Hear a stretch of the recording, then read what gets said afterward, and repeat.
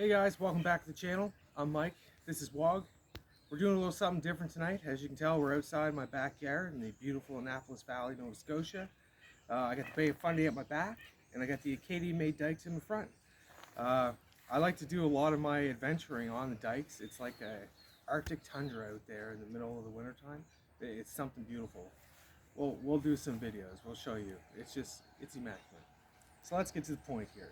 The point is, today we're talking about my winter shelter setups. Uh, these are my two main ones.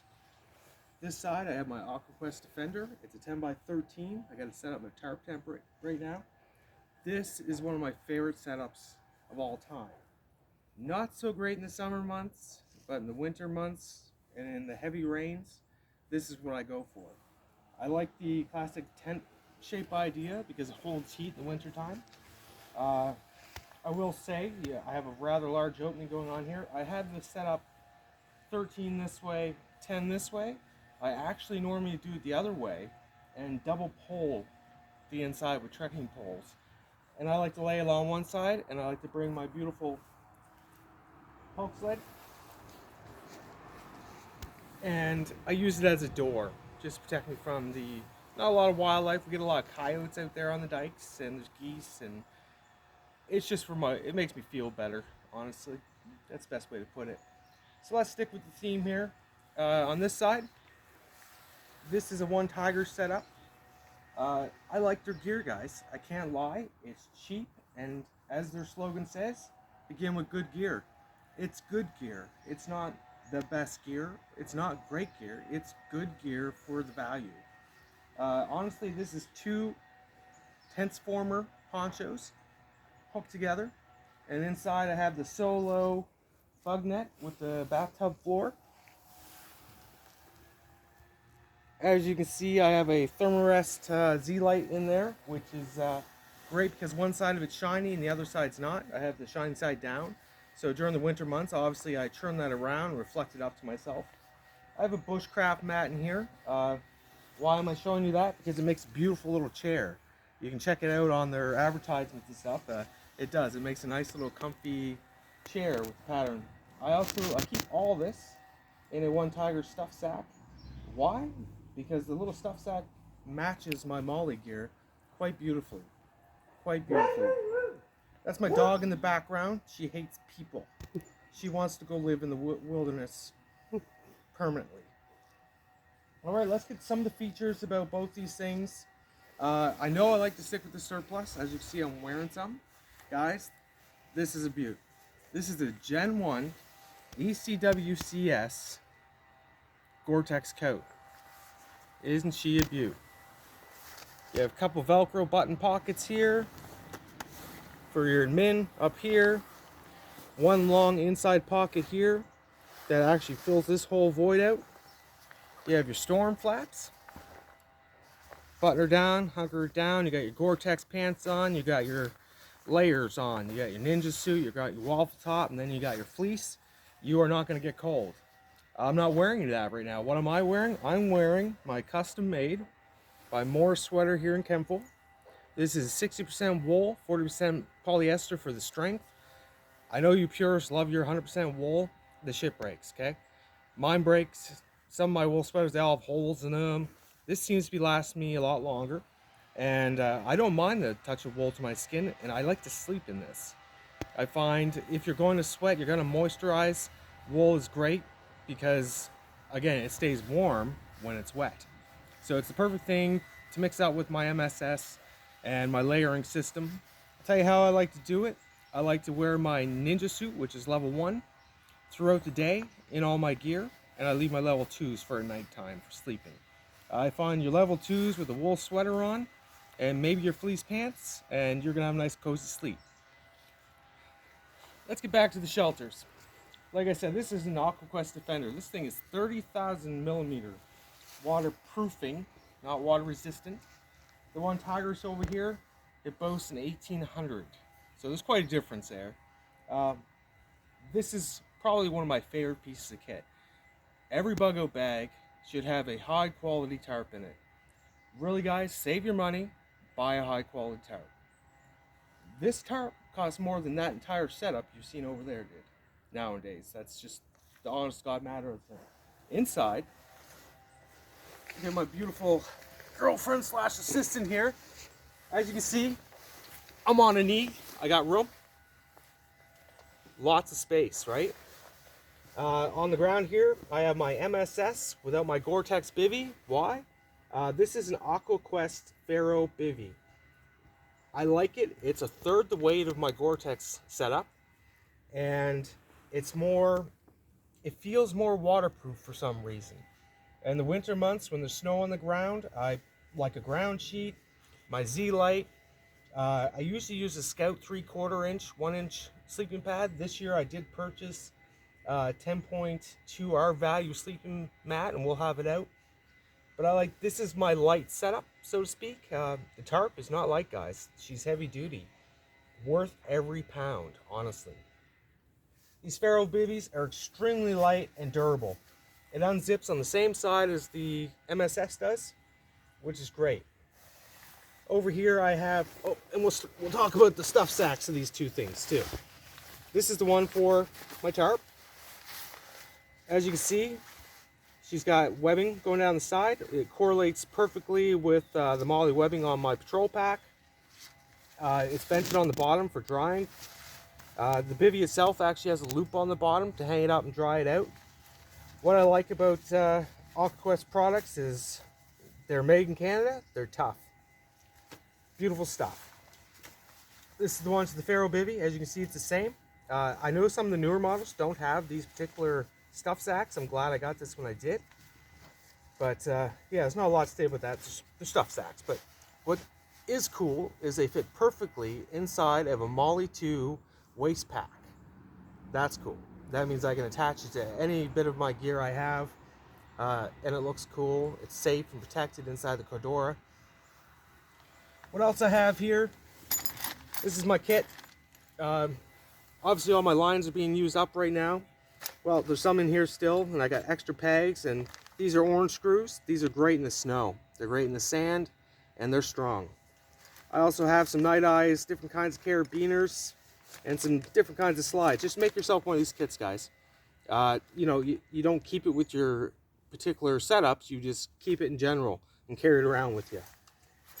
I have a ground sheet in here from One Tigers. Usually this is in the other setup.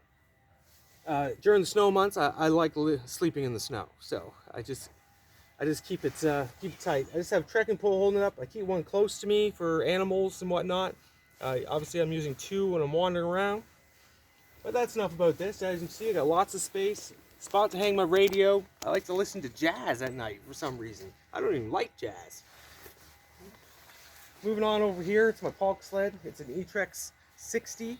I do have the runner kit onto it, and I've done the bungee mod. We'll go over that one of these days. It's beautiful. These long, hard poles in an X position, they really stay on my back, and it doesn't move around a lot. This works good for me. I know it's a little beefy for a Polk sled, but like I say, I travel around on flat dikes a lot of the time during the winter months in my snowshoes and whatnot. Thing to always carry around winter camping, gotta have a shovel, guys. This one's just a little cheap portable one, similar to an e-tool. It's fantastic. You get yourself cut out all nicely and get laid in. Let's move on to this One Tiger setup. I don't want to take too much of your time, right? Again, this is two Tenseformers, which are fairly cheap. You get them in olive, which is kind of an odd color, olive, or you get them in their, this is what they call a coyote. What's nice is you get a poncho, or you and your partner get a poncho, without the insert. Two people can sleep in this, no problem. You could also just have one and have it as a solo shelter, and take the other one and put your firewood and stuff underneath of it if you needed to, keep it dry. It's quite a bit shorter of a setup than my other setup over there, but it's big enough. Let's crawl it. Let's crawl it, okay?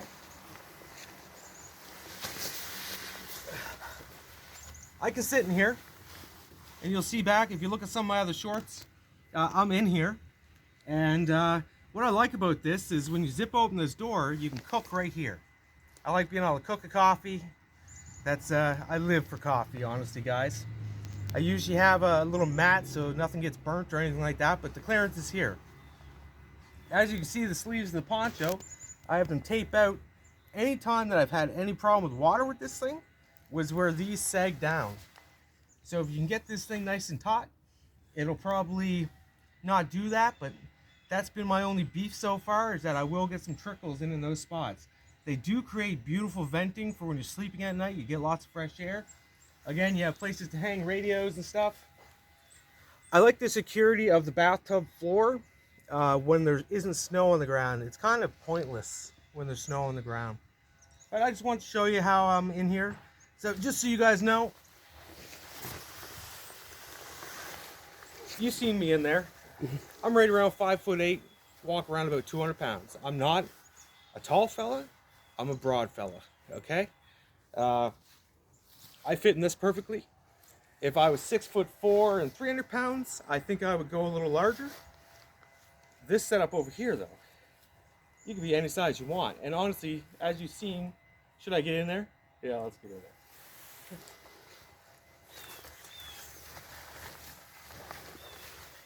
As you can see, 2 people can easily fit in this shelter option.